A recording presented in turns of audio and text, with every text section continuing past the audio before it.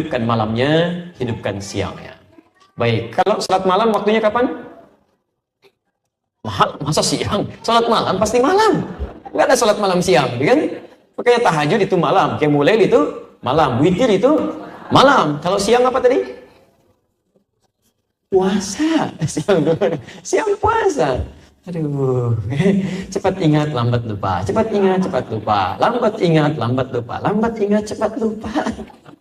Ini agak repot ya. Baik, teman-teman, di penghujungnya, puasa siangnya, malam ibadah malam. Sekarang ada nggak ibadah yang ditunaikan tidak terikat waktu, bisa siang malam? Apa itu diantaranya? Ini bahasan terakhir kita. Dan di sini kita berhenti dalam kajian kita di pertemuan duha ini.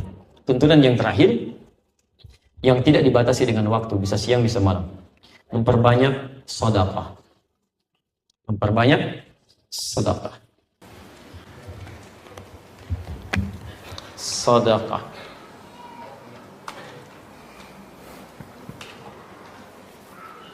Baik. Apa artinya sedekah? Ya, baik ya. Sudah dipahami ya. Baik. Sedekah artinya bukan Allahu a'lam. Sedekah artinya kullu ma'ruf fin sedekah. Setiap kebaikan yang mampu dilakukan itu namanya sedekah. Semua jenis kebaikan. Ya, nama umumnya disebut dengan sedekah. Apapun itu. Ya, ini kita lihat.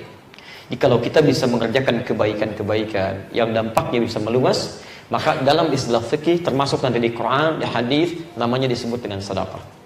Jenisnya ada 4. Silahkan nanti Anda bisa berpeluang memaksimalkan ini, baik siang atau malamnya. Dan biasanya Allah akan kasih peluang, mau siang mau malam, ada aja. 1, sedekah dalam bentuk harta.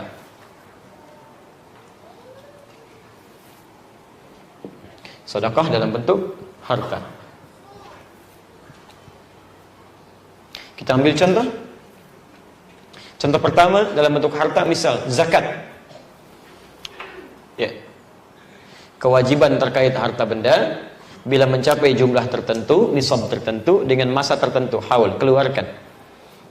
Ketika Anda mengeluarkan zakat, itu pola pengeluarannya, kebaikannya disebut dengan sedekah. Quran surah 9 ayat 60. Lihat kalimatnya. Innamas sadaqatu lil fuqara wal masakin wal 'amilina 'alayha wal mu'allafati qulubuhum wa fir riqabi wal gharimin wa fi sabilillah wa ibnis sabil. 8 golongan. Ketika Anda keluarkan zakat ke 8 golongan ini, itu disebut dengan sedekah namanya. Dan jamak kalimatnya sedaqat. Kenapa dijamakkan? Karena zakat itu akan berdampak kebaikan yang sifatnya meluas, dibutuhkan jamak banyak orang. Makanya orang lupa pun diminta diingatkan, bahkan ambil. Ya. Ambil Quran surah 9 dari ayat 103 itu. Khudh min amwalihim sadaqah. Ambil dari sebagian harta mereka sedekah, yang dimaksud zakat. Jadi kalau Anda punya kewajiban zakat sampai di bulan Sya'ban ini, awas, hati-hati. Kenapa banyak digalakkan? Supaya menghambat sebagian pemikiran orang-orang tertentu yang berpikir ingin memberikan zakatnya di Ramadan saja. Ya, karena ada sebagian kalangan menilai karena Ramadan dilipat gandakan pahala, tunda zakat walaupun sudah ada kewajiban, dia tunda sampai Ramadan. Pak, kan Ramadan pahalanya melimpah. Kita zakatnya Ramadan aja, Pak, jangan Sya'ban. Oh iya, Mak ya. Baiklah kalau begitu Ramadan.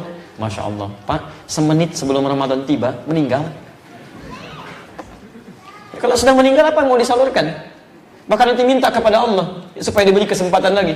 Ya, silakan dah cek di surah Al-Munafiqun, kan? Surah 63 ayat 9 sampai 11. Fa asaddaqa wa akum minas salihin. Ya Allah, beri saya kesempatan sejenak untuk kembali untuk menyalurkan sedekah saya dan mengerjakan kebaikan-kebaikan. Hati-hati. Jadi kalau memang ada kewajiban zakat tiba di bulan ini, maka mulai bikin menunya. Besok kita berzakat nih. Memang tidak harus dihabiskan. Lihat bagaimana kuota-kuotanya, bagian-bagiannya mustahiknya, sesuai porsinya diberikan.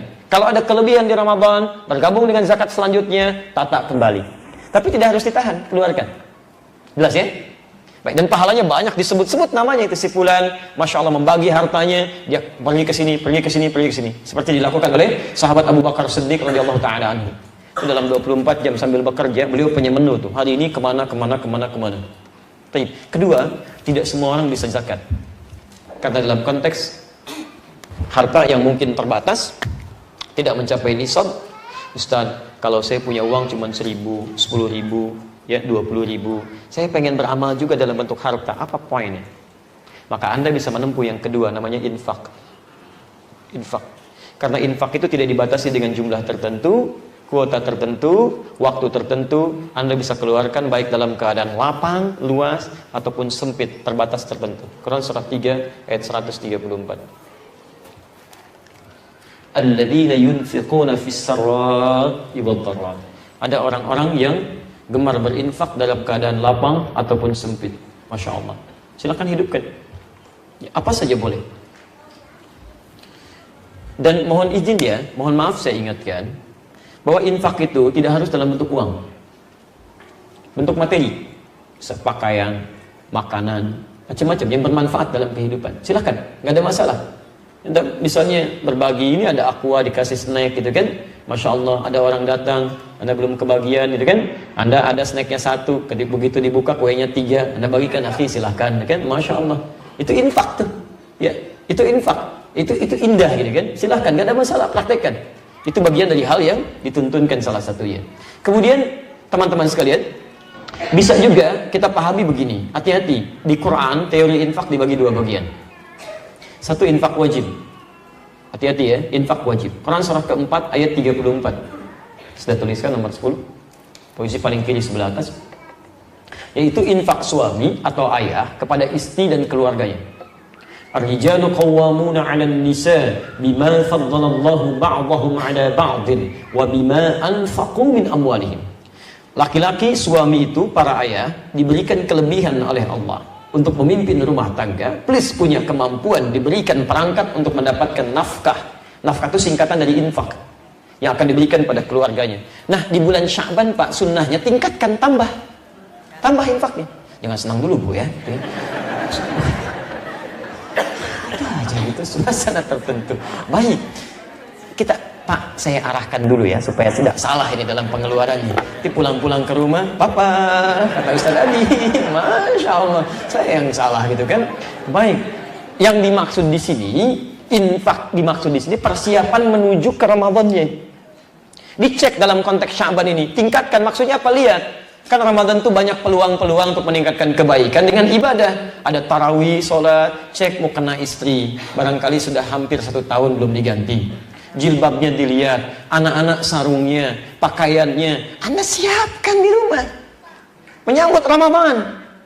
Jadi ketika Anda beli semua itu, tampilkan. Nah, insya Allah nanti kita mahya semuanya memulai malam tarawih pertama dengan rezeki yang Allah telah titipkan pada kita. Semuanya baru, alhamdulillah, kita pakai supaya dalam kiamat nanti semua menjadi saksi bagi kita semua. Indah. Jangan cuma Anda siapkan untuk lebaran.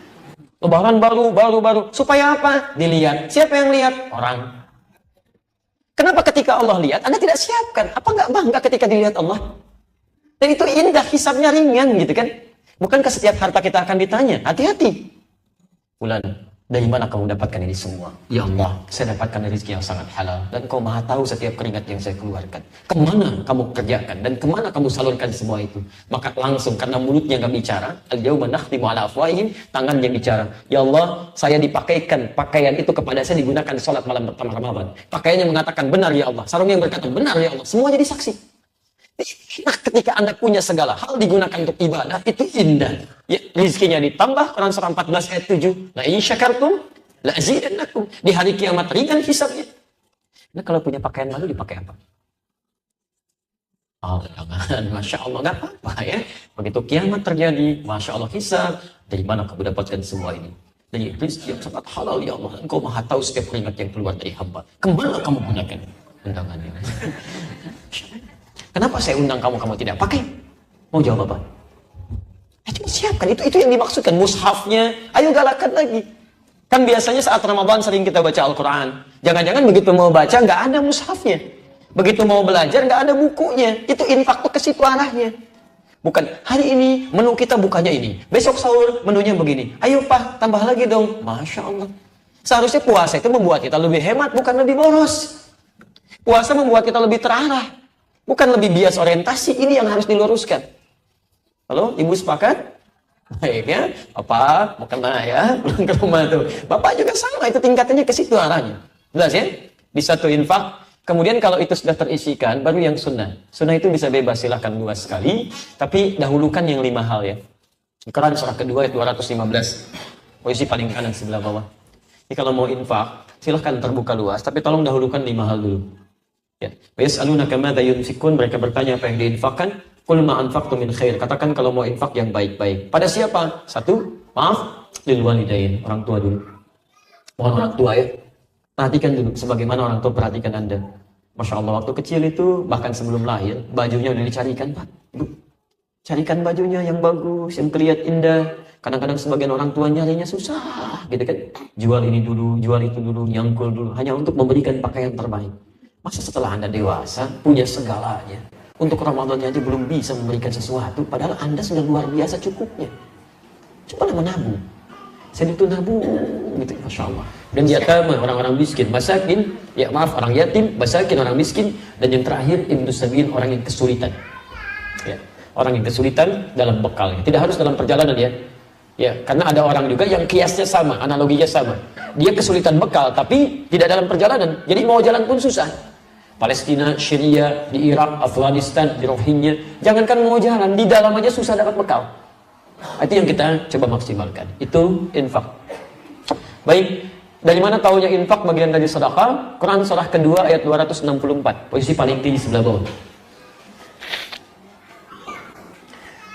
Ya ayyuhalladzina amanu, hai orang-orang yang telah menyatakan dirinya beriman kepada Allah, la tubtilu shadaqatikum bil manni wal adha. Jangan pernah Anda gugurkan sedekah kebaikan-kebaikan Anda dengan perbuatan yang merusak. Apa di antaranya? Contoh sedekah yang bisa merusak, yang dirusak oleh amalan yang lain. Kalladzi yunfiqu malahu ri'a an-nas, seperti orang infak. Jadi di sini infak disebutkan bagian dari sedekah. Jelas ya? Jadi infak bagian dari sedekah yang pahalanya luas. Ya, tapi ada orang riya, sayang ri'a an-nas, karena riya habis semua amalannya. Maka dari itu, ayo kita maksimalkan. Kalau ada titipan harta benda, silahkan gunakan untuk berinfak salah satunya, dan tidak harus dengan uang, dengan makanan. Ya. Ayo hadis-hadisnya dipraktekkan ya, cuma jangan jadi teori saja. Jika Anda memasak masakan kemudian baunya sampai ke tetangga, maka bagilah masakan itu walaupun cuma kuahnya. Kalau masak kuah, ya kalau masak isinya bagi dengan isinya gitu kan. Oh, saya ingin mempraktekkan hadis Nabi. Kuahnya kasih tetangga, dagingnya makan sendiri. Tidak, hadis itu ingin berbicara kalau Anda masak kuah saja, supaya tidak ada dugaan yang salah di tetangga Anda. Dulu tetangga kita masak opor ya, nggak bagi-bagi, padahal cuma kuah opor. Ya isinya singkong gitu kan. Jadi supaya nggak salah duga di situ. Ya bagi, ya ayo hidupkan. Kalau Anda bahkan punya tanaman, gitu kan, ada buahnya, bagi dengan tetangga. Apalagi kalau buahnya itu merambat ke tempat tetangga Anda. Itu hak bersama. Awas hati-hati. Kemarin kami olahraga ya di hari Jumat, kemudian makan kelapa muda itu. Ya, tubuhnya di jalan. Saya uji pemiliknya. Itu punya siapa? Saya senang sekali jawabannya, Masya Allah. Itu hak bersama Ustaz, karena tumbuhnya di jalan. Kalau yang nanam si fulan. Benar. Jadi kalau tumbuh di wilayah umum, itu hak bersama. Kita nggak boleh marah. Termasuk Anda punya tetangga, walaupun tetangga Anda non-muslim. Anda muslim, punya buah mangga, buahnya merambat ke tempat tetangga begini, itu hak mustarak, hak bersama. Gak boleh Anda marah. Kalau bisa jadikan lahan dakwah, sampaikan pada tetangga Anda. Pak, ya Bu, ya Pak, itu ada mangga merambat ke tempat Bapak. Oh iya, mangganya Bapak. Bukan Pak, itu bukan mangga saya. Itu mangga kita bersama. Sepanjang itu merambat ke tempat Bapak, Bapak boleh ngambil dari situ, nikmati silakan. Gak usah minta izin Pak ya. Kok begitu? Itu ketentuan Pak dalam ajaran kami di Islam. Di Islam itu kalau ada bersamaan, kita harus berbagi, dan itu hak bersama. Masya Allah, bagus ya ajaran Islam. Wah, diambil, pelajari. Mungkin dia masuk Islam. Mungkin jadi bagian dari hidayah. Besoknya ayam kita ke tempat dia. Masya Allah, langsung dia masak. Undang kita lagi malamnya. Masya Allah. Pak, sebagai balas yang kemarin, kami mau makan malam ini datang ya. Masya Allah. Begitu makan, enak betul Pak ayamnya. Ayam Bapak main ke saya. Pokoknya ada aja lah. Baik, ini harta. Kalau nggak ada harta, pakai tenaga, ya kan? Mohon izin, ini Anda mau pulang, mungkin ada sampah-sampah, ada macam-macam. Gak usah tunggu orang lain. Syaban, Anda aja dengan tenaga. Ini, ambil, pungut, simpan. Kadang-kadang begini, ada yang diperlihatkan di pandangan mata Anda, tidak pada yang lain. Itu artinya Allah hanya ingin berikan pahalanya kepada Anda, bukan pada yang lain. Jadi kadang-kadang orang aneh, dikasih pahala begini, malah nunjuk orang lain. Mas sini ya, Mas kan marbot masjid nih. Ini kan ada sampah di sini. Masjid itu harus bersih dong. Masya Allah. Anda yang dikasih, kenapa Anda berikan pada orang lain? Rugi. Sepanjang ada peluang, yang ringan-ringan terbuka, ambil. Ini. Ada ide. Ketiga. Bisa kalau Sya'ban itu banyak sekali ide-ide yang dihadirkan untuk kepentingan Ramadan. Ya, nanti kalau sholat sekian rakaat, Pak, boleh nggak kami usul imamnya, tolong Pak ya yang hafal Quran, yang bacanya bagus, supaya kita bisa khusyuk bacaan sholatnya. Begitu ide Anda diterima, dipanggil sepulan, dimamin, orang khusyuk sholat, itu Anda mendapatkan pahala dari semua orang yang sholat di situ. Hadis Muslim, hadis 1893. Man dalla ala khairin falahu ajruhu mithla ajri fa'ilihi min ghairi an yanqusa min ajri syai'. Siapa yang menunjukkan pada kebaikan, diamalkan kebaikan itu, maka dia mendapatkan pahala yang sama dengan yang mengamalkan tanpa dikurangi sedikit pun. Pak, tolong Pak jangan sepi malamnya Pak, habis tarawih tolong ada kultumnya, yang berkualitas Pak, jangan cuma sekedar cerita, bukan yang ngulang-ngulang, cari yang terbaik, kita bikin temanya Pak, terus minta resumnya dari ustadznya. Begitu itu dilakukan, resumnya dibagikan, orang paham, orang amalkan, Anda dapat pahala dari semua orang itu, tanpa dikurangi sedikit pun. Maka ayo bikin ide-ide yang bagus, yang cemerlang di Sya'ban ini, susun jadwal untuk Ramadan, hadirkan, dapat pahalanya. Termasuk yang kreatif, susun jadwal imsakiyah, bikin status-status, jadwal puasa insya Allah gini, jadwal kultum begini, itu Masya Allah banyak pahalanya, banyak. Terakhir, kalau tidak bisa dengan ini semua, harta belum ada, tenaga juga belum kuat, kemudian ide juga belum tampil, setidaknya kata Nabi, senyum. Bahagiakan orang dengan senyuman. Basmatuka fi wajhi akhika sadaqah. Senyum Anda yang membahagiakan orang, memberikan kenyamanan, itu bagian dari sedekah. Tebarkan kebaikan-kebaikan. Tapi ingat hadisnya ya, ingat hadisnya. Senyum yang membahagiakan, bukan senyum buat orang lain susah. Ya, atau buat orang lain khawatir ya. Udah pulang dari sini, dari jalan pas sampai rumah senyum aja sih. Sampai depan senyum. Dari mana? Habis taklim Ustaz Adi. Saya yang salah lagi di situ kan? Allahu Akbar, muncul tahdir lagi kan? Ada aja. Baik ya.